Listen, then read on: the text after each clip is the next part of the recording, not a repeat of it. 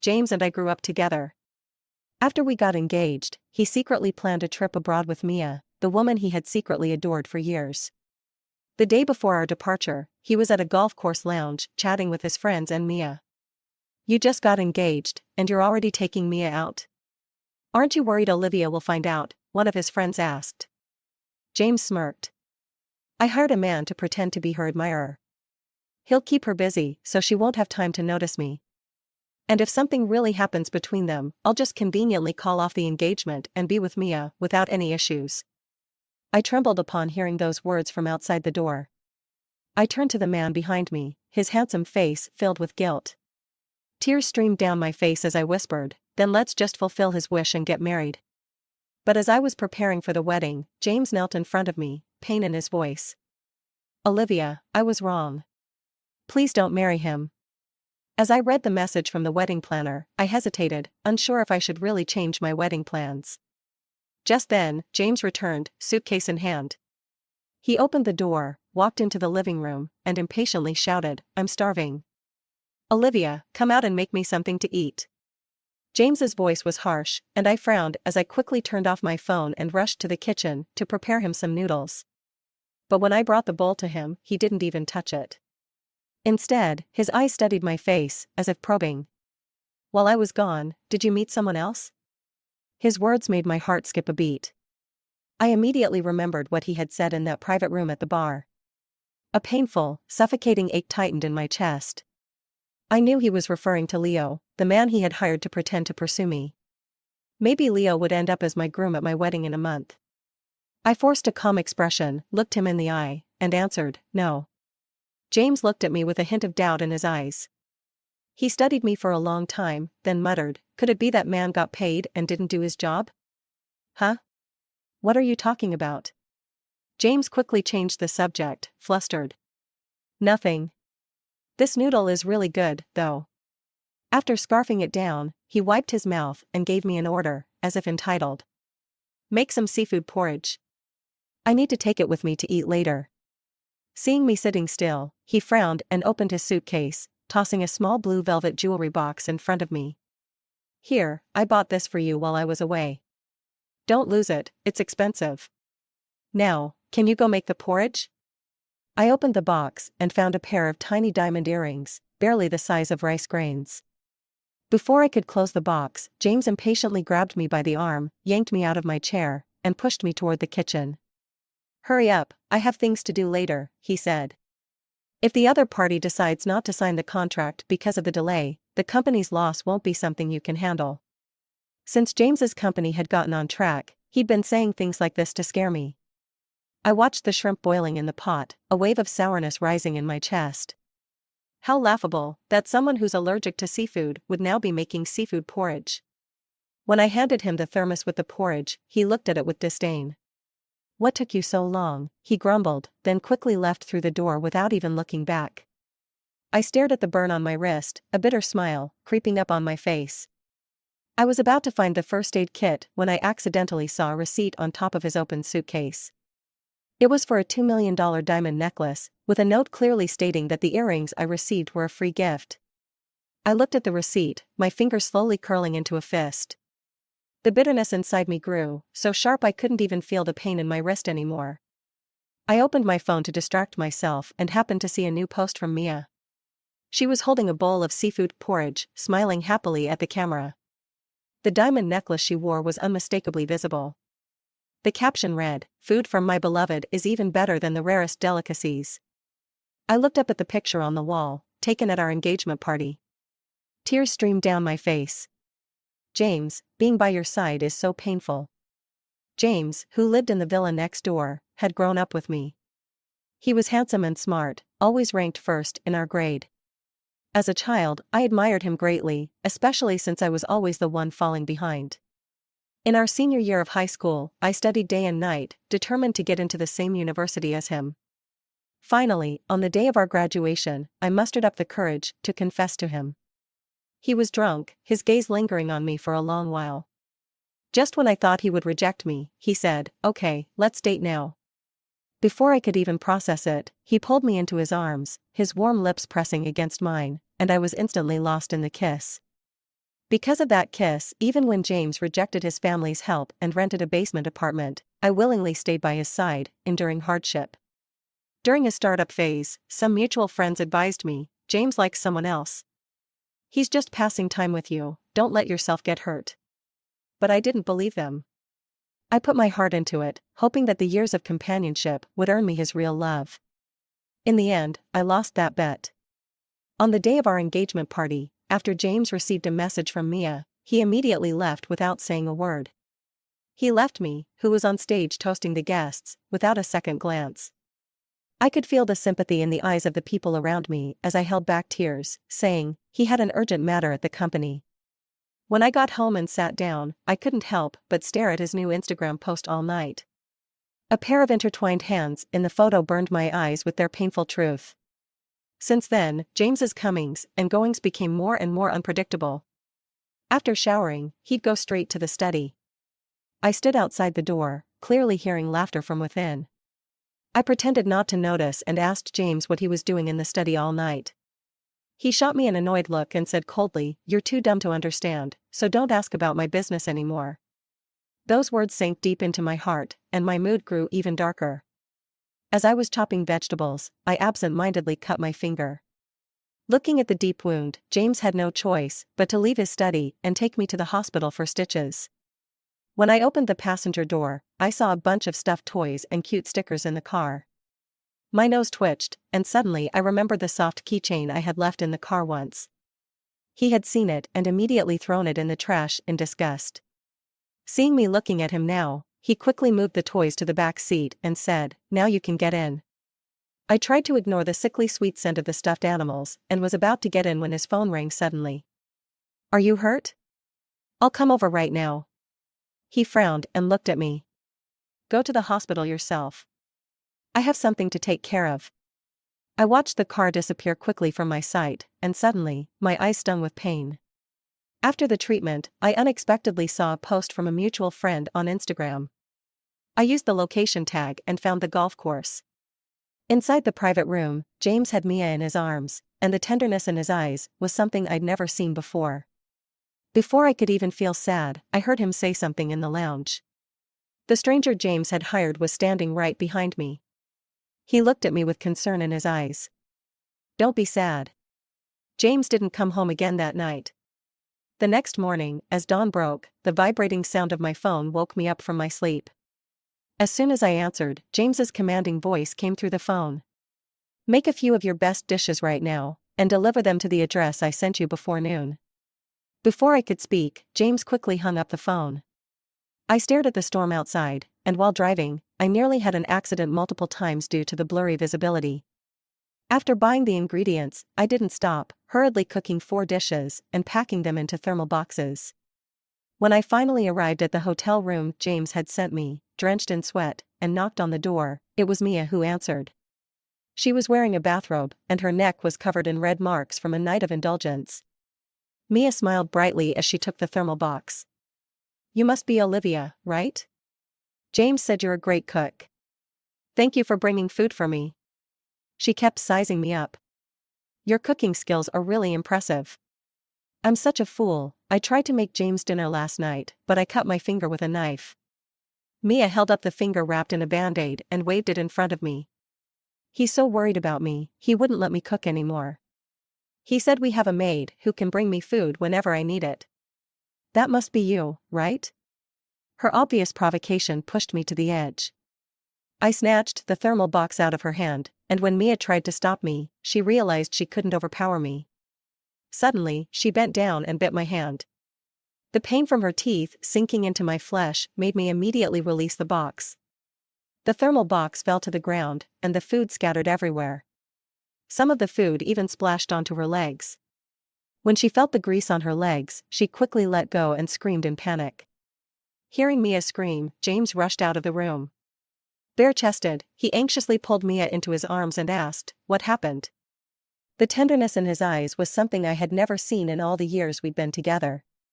Mia didn't say anything. She pointed at me and pretended to be scared, hiding in James's embrace. James frowned and, in a loud voice, demanded, "What did you do to Mia?" "I only asked you to bring over some food." how did you end up causing the scene? If Mia's finger hadn't been cut 5 millimeters yesterday, I wouldn't have let you come. I defended myself, feeling wronged. She bit me first. I raised my hand, which was bleeding from where Mia had bitten me, but James became even more impatient. It's just a little blood. How can that compare to Mia's finger? Mia is always so kind and gentle. If I find out you've bullied her again, I'll cancel the engagement immediately. James coldly tried to close the door, but I quickly stepped forward and shoved my hand into the gap. James yelled, "Do you want to lose your hand?" I ignored the fury on his face and bluntly asked, "Are you cheating on me right in front of me?" As soon as I said this, panic flashed across his face. James faltered, "What nonsense are you talking about? I'm just taking care of an old friend." He pushed my hand away and, without hesitation, slammed the door shut. I stood there, dazed, outside the hotel room. When I finally returned home, exhausted, my phone rang. It was James's mother. "Don't forget, you and James need to attend your grandmother's birthday banquet in 3 days." I suppressed the pain in my heart and replied, "Okay." Attending the banquet as his fiancé would be the last thing I'd do for his family. Once the birthday celebration was over, I would leave. On the day of the banquet, many guests arrived at the old mansion. As James and his father's reputation in the business world grew, almost everyone who wanted to make connections showed up at the event. After some grooming, Mia looked young and beautiful, and the white dress made her appear even more gentle and lovely. James, standing beside her, had his arm around her waist, and the two of them toasted guests like a married couple. I stared at the pair, standing on the stage like a perfect match. My heart felt like it was being gripped tightly by a large hand, unable to breathe. A servant, noticing my sour expression, hurried over and respectfully said, "Mississippi." The lively chatter among the guests suddenly quieted down. They looked at me and the couple in the center of the room with curious gazes. Whispers started behind me. "So she's the fiancé, huh? And the one standing there? Shoo, don't talk about these things. It's dangerous to offend them." I clenched my fists at my sides, and when James's gaze fell on me, I forced a dignified smile. But instead of pulling back, James's behavior became even more reckless. In front of all the guests, he casually took Mia's hand and walked up to me. "You're so late. Don't even have the awareness of being a fiancé. If you can't be a proper daughter-in-law, just step aside and let someone else take your place." Although James didn't mention Mia's name explicitly, it was obvious to anyone that the person he was interested in was the woman in his arms. James frowned and gave me a look of disdain. "I honestly wonder if I was out of my mind back then, to ever be with you. You've really lowered my standards." As soon as he said that, the guests looked at me with strange eyes, and I could hear soft murmurs behind me. James ignored the redness in my face, his gaze soft as he looked at Mia. He wrapped his arm around Mia's waist and loudly announced to the guests, "My engagement to Olivia was never something I wanted. The one I truly love is someone else."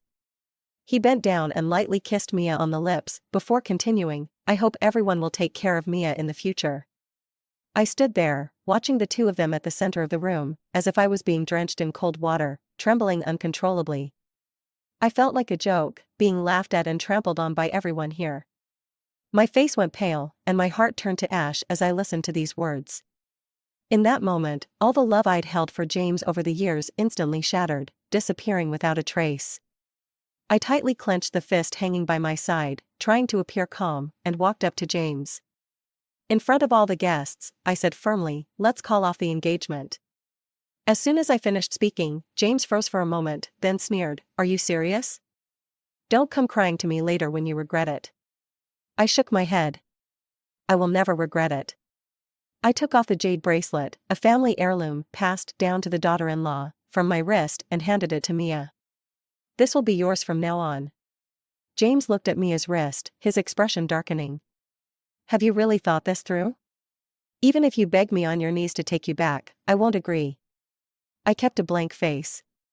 "Fine, I understand. Don't worry, I won't trouble you anymore." I quickly turned around, not even looking back as I prepared to leave.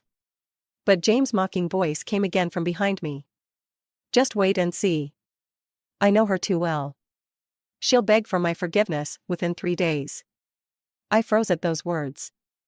Then, I pulled out my phone and dialed the number that wasn't saved in my contacts. "Would you marry me?" The other side was silent for a long time, no response. Just when I thought he was going to refuse, he suddenly spoke. "All right, let's get married." It was Leo, the man James had hired to pretend to be interested in me. Leo spoke softly, "I'll come pick you up tomorrow." I thought he was joking, but to my surprise, the doorbell rang early the next morning. When I opened the door, still rubbing my swollen eyes from crying, Leo was standing there, dressed sharply. Seeing his face, I suddenly wanted to ask how much James had paid him for this role, given his looks. Seeing my grim expression, a hint of pity flashed in Leo's eyes. "Are you crying over him?" I forced a smile. "No, it was just dust in my eyes." I was about to ask what he needed when, with a resigned expression tinged with affection, he said, "Didn't we agree? I'm here to pick you up. We're getting married soon. As a man, I can't let you handle everything for the wedding on your own. You shouldn't even be taking solo wedding photos by yourself." Hearing the word wedding, my lips trembled. Leo saw me standing there, motionless, and patiently guided me to the bathroom to help me wash up. By the time I came to, I was already dressed and ready, standing at the door. Leo was half squatting in front of me, zipping up my dress like he was taking care of a child. His patience rivaled that of my mother. At the same time, he noticed the suitcase in the living room. He cautiously asked, "Are you moving out?" "Yes, I've already found a new place." For some reason, when I said that, I saw a slight look of joy on Leo's face. On the way to the bridal shop, Leo offered to drive. The shop assistant greeted me with a big smile when I entered. "Miss Olivia, welcome." But when her eyes shifted to Leo, her smile faltered for a second. "And this is?" "He's my fiancé," I replied. Then Mr. James?" "I've broken up with him." I clenched the hand by my side, trying to appear calm. "You can contact him for anything related to the wedding from now on." Just as I finished speaking, a familiar voice came from inside the shop. "Do you have any new wedding dresses?" Mia asked, dragging a massive skirt behind her as she walked out. Behind her was James, the man I had broken up with the night before. Now, I finally understood the complex smile on the assistant's face. When James saw us in the bridal shop, he froze for a moment, then a smug grin appeared on his face.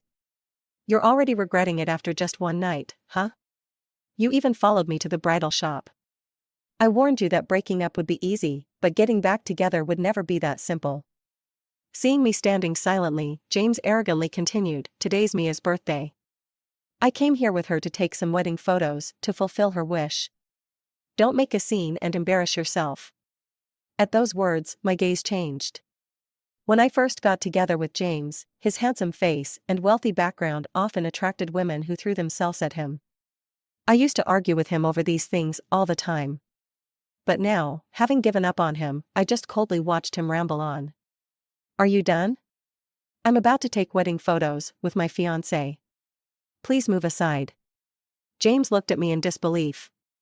"Fiancé?" James suddenly burst out laughing.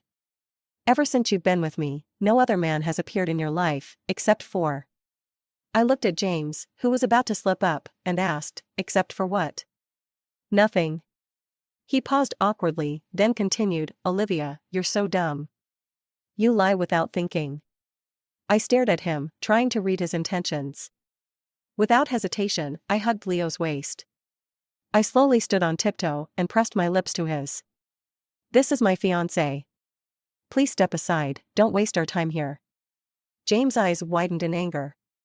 He yanked my arm and shouted, "You're cheating on me right in front of me?" I stared him down defiantly. "We've broken up. Who I'm with now is none of your business. And as for who's cheating, anyone with eyes can see," I said, looking pointedly at Mia. James retorted, "A man of my status always has a few women around. Mia is gentle and considerate, I'd be a fool not to marry her." I sneered. "Fine, I'll break up with you. That way, you and she can be together openly." I forcefully pulled my arm from James' grip and said to the assistant, "Quick, get me the latest wedding dress to try on. I'm too busy to waste time here." As I was about to go upstairs to choose a wedding dress with Leo, James suddenly blocked my path with a long stride. "I'm giving you one last chance. Let go of his hand, come to me right now, and I'll forgive you and let you stay as my fiancé. I coldly replied, thanks, but I don't need it. James was so enraged, he was breathing heavily. When he tried to pull me again, Leo instantly stepped in front of me. His cold, deep voice echoed, Mr. James, please stay away from my fiancé. Otherwise, I won't be so polite. Seeing James sneer at him, Leo calmly continued, your company is having issues with our family's partnership. My family values how much their partners care about family, and I don't think you'd want them to find out about your affair with another woman. James gritted his teeth and spoke. He unwillingly glanced at me, took a deep breath, and then said, after all these years together, are you really going to just walk away so easily? Before he could finish, Mia, who had been standing next to him the entire time, suddenly clutched her chest and collapsed into his arms. With a fragile look in her eyes, she gazed up at him and said, my chest hurts so much. Please, take me away from here. James hesitated and looked at me. Mia caught the glance he threw in my direction, and then let out a pained cry, stifling her voice. Without another moment's hesitation, James scooped her up in his arms and quickly strode out of the bridal shop.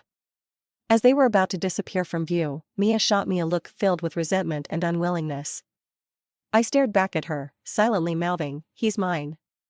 Leo, noticing her lips move, immediately stepped in front of me to shield me.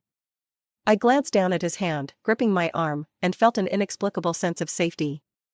After we finished taking the wedding photos, the cool night sky hung above us, the moon already high. Leo drove me straight back to the villa. Once the car stopped, I voiced a question that had been on my mind, is that the company you mentioned earlier? Leo smiled. That's the company my grandfather founded. His words left me stunned, my eyes wide in disbelief. So, the man James casually brought in has such a prominent background. I couldn't help but wonder what James would think if he knew Leo's true identity. As I opened the car door and was about to get out, Leo grabbed my hand. Olivia, it's still not too late. How about I help you move to your new place now? I glanced at the dimly lit villa, remembering the loneliness of living here alone. After a brief moment of thought, I nodded in agreement. But as soon as I opened the door, a cold voice laced with anger rang out from the couch, "You've finally decided to come back so late."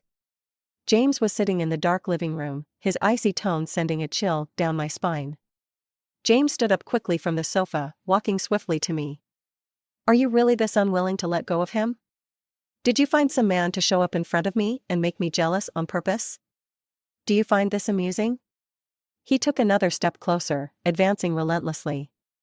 Even though my back was pressed against the wall, and there was nowhere left to retreat, his presence only felt more suffocating. James reached out, trapping me in the narrow space between us. He lowered his head, his eyes dark with intensity, as he stared down at me. "I'm giving you one last chance. If you apologize, I'll still allow you to be my fiancé."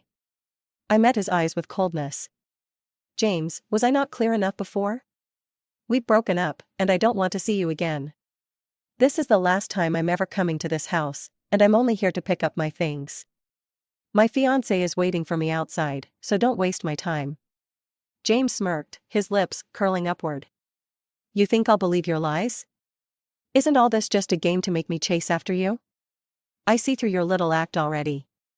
Stop playing it. My patience is running thin." James's body was so close that I could feel his breath on me. Such intimate gestures were once something I longed for on countless nights. But now, with his warmth so near, all I felt was disgust. I frowned and looked at him. "You really are a strange person. Didn't you used to dream of me leaving you?" I locked my gaze with his, speaking coldly, "The things you said that day, in the golf lounge with Mia, I heard everything. The man you saw today? He's just someone you hired to pretend to pursue me. I've already decided to marry him. So now you don't need to keep spending money to get rid of me, and you can be with the person you truly love. Why won't you just let me go? Isn't this exactly what you wanted?" James's face shifted, panic and confusion flashing in his eyes, but he kept pressing his body closer against me. He tried to cover my mouth, as if stopping me from speaking would ease his mind. Just as I felt my breath getting shallow, the crystal chandelier in the center of the living room flickered to life. Mia stood at the top of the stairs, furiously shouting, "What do you think you're doing?" Hearing her shout, James instinctively pulled away from me, his grip loosening. Mia stormed down the stairs, seething with anger. Olivia, I didn't expect you to look so innocent while you're stealing other women's men. You already broke up with James, so why come back here? She raised her hand, aiming to slap me across the face. I quickly grabbed her wrist with one hand, and with the other, slapped her hard across the face. Her pale cheeks immediately turned red and swollen. I looked at her with a neutral expression. This is your punishment for seducing my ex-fiancé and betraying me. Ignoring her stunned gaze, I grabbed my suitcase and walked away without looking back. As I stepped out of the villa, I heard her whine to James behind me. She slapped me so hard. You need to stop her and make her pay me back for this. I snorted in amusement, but when I reached the car, James was nowhere to be seen. Leo, waiting in the driver's seat, quickly took my suitcase and placed it in the trunk. I looked at his handsome face and said, Leo, it's not too late to back out now. Leo's gaze was firm. No, I will never regret this. Since moving back to the house I bought right after graduation, James has been constantly calling and texting me. When he becomes too annoying, I occasionally glance at his messages. They're mostly asking where I'm living and saying that he wants to talk things over with me. Lately, I've been so caught up with explaining to my parents about my sudden marriage to Leo and planning the wedding that I had enough and blocked his number. While I was choosing invitation card styles in the wedding studio, an unfamiliar call came through. I answered it, but the other side stayed silent for a long time. Just as I was about to hang up thinking it was a spam call, a low voice came from the speaker. Let's talk. I'm right outside the studio. I went to the second-floor window and saw James standing outside. His hair was messy, and he leaned against the car behind him. It seemed like he felt my gaze because he immediately looked up, our eyes locking for a moment. Leo, noticing my change in expression, asked worriedly, Is there something you need to deal with? I pointed down at James. He wants to talk. Leo glanced at him, then nodded softly, Okay, I'll wait for you. James was visibly excited when he saw me come downstairs. Suppressing his emotions, he wordlessly grabbed my arm and led me to a nearby cafe.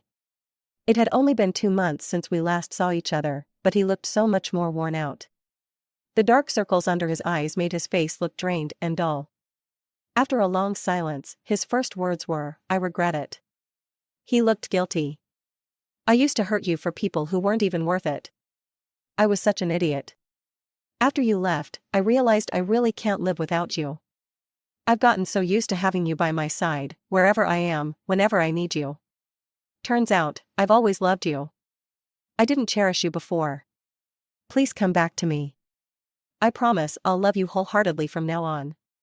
I stared at him, expressionless, then remembered the message from a mutual friend. A few days ago, James and Mia had a public argument, and for some reason, he ended up hitting Mia. He even spent a few days in the police station afterward. When he got out, Mia was nowhere to be seen, but he often posted on Instagram, talking about how much he missed me and even sharing pictures of those little couple trinkets I'd once bought. I looked at him coldly and said, Sorry, I can't do it. As I stood up to leave, James grabbed my arm. Are you really going to throw away the years of our relationship so easily? I pried his hand off. You were the one who betrayed me first.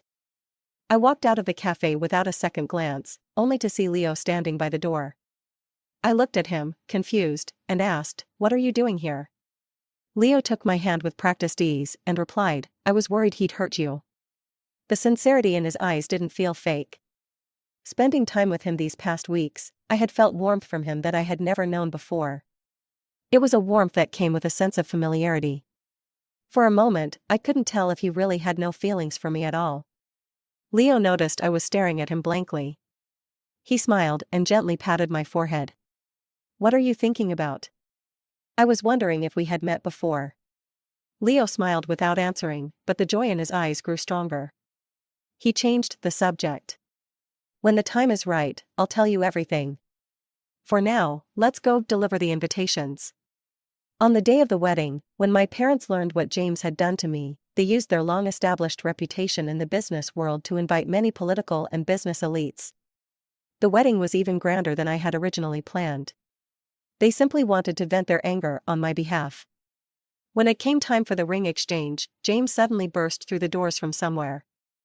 He had dressed himself up in a well-fitted suit, looking completely different from the man I had seen that day. He gazed at me with deep affection. "He's just a substitute I hired. Don't let him fool you. He has no real feelings for you, and you won't be happy with him after marriage. Please, give me another chance. I'll prove my love for you with my actions." I glared at him coldly, ready to tell the security to throw him out, when a disheveled woman rushed in. She grabbed James by the collar and shouted, "Didn't you say I was the one you loved the most? Come with me. Let's get married."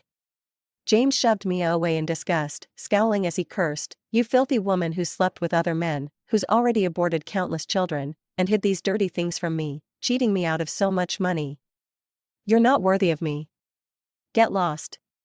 Mia screamed in madness, "I'm not leaving. I don't believe you really want me to go." She turned her gaze to me. "It's her, isn't it? She's the one seducing him. Filthy bitch. If you die, no one will fight me for James." She suddenly pulled out a fruit knife and lunged toward me. Leo, reacting quickly, grabbed my hand and tried to run, but the long train of my wedding dress tripped me, and I fell to the ground. As I desperately tried to get up, the knife was already in front of me. I froze in place in sheer terror, squeezing my eyes shut. I expected to feel a sharp pain, but after a few seconds, there was nothing. Nervously, I opened my eyes and saw James standing beside me, blocking the knife. The blade was deeply embedded in his shoulder. Mia screamed in anguish, "Why are you saving her?" Before she could finish, a sharp voice rang out, "Freeze! Drop the weapon." The police quickly took control of the scene, putting handcuffs on Mia and rushing James to the hospital. When the police had handled everything, I stood on the stage, looking at the mess that had once been a romantic wedding, feeling a mix of emotions. Leo comforted me, holding my hand. "Don't be sad. This is just an accident in life." Then he suddenly grabbed the microphone. In front of the remaining guests, he knelt before me. Leo looked at me with deep affection. "You once asked me if we had met before. I'm going to answer that question for you now." He pulled a handkerchief from his pocket and held it up to me. "Actually, we met in kindergarten. James wasn't the only one with you throughout your school years. I was there too, hiding in the corner, too shy to speak to you. When you used this handkerchief to wipe the dust off my scraped knee, that was when I fell in love with you. I only worked for James because I didn't want you to get hurt. I've always been sincere with you." Leo gazed at me with love, holding up the diamond ring. "Olivia, will you marry me?" Tears of joy welled up in my eyes as I listened to his words. I thought back to the boy with glasses from my memories. Wiping the tears from my eyes, I choked out, "I do." With the blessings of the crowd, I completed this imperfect but unforgettable wedding. 3 months after the wedding, I heard from a friend that Mia, who had just been released from prison, had gone to find James again. They were having an argument in the street when a runaway train crashed into them, killing both of them instantly. Sitting by my bed, I felt a mix of emotions. I never imagined the person I had loved for over a decade would end up with such a tragic end. End of the story.